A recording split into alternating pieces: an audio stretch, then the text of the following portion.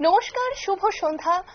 আপনাদের নিউজ ভ্যানগার্ডের প্রত্যেককে জানাই স্বাগত। আপনাদের সঙ্গে রয়েছে এই মুহূর্তে আমি চোখ রাখছি এই মুহূর্তে কিছু গুরুত্বপূর্ণ খবরের দিকে।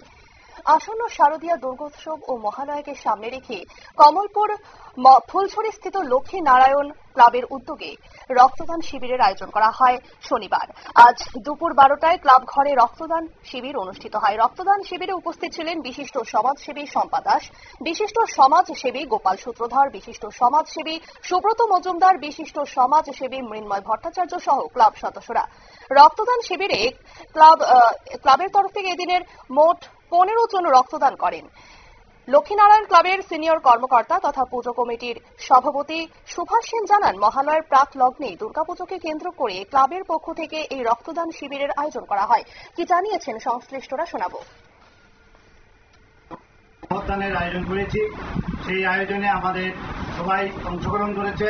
সবাইকে লক্ষ্মীনারায়ণ ক্লাবের পক্ষ থেকে শারদীয় শুভেচ্ছা এবং নমস্কার জানাই।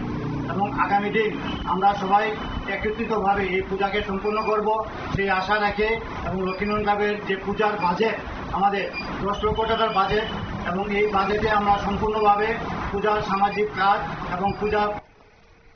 আপনারা শুনলেন সংশ্লিষ্টের তরফ থেকে বক্তব্য। ক্লাবের এবারের পূজার বাজেট 10 লক্ষ টাকা। তাদের আশা, ক্লাবের পূজা সার্থক করে তুলতে সব সদস্যদের সার্বিক পরিশ্রম করে চলেছে। আশা, ক্লাবের পুজো সফল হবে বলে। নিয়ে নিচ্ছে ছোট্ট একটি বিজ্ঞাপন বিরতির সঙ্গে থাকুন।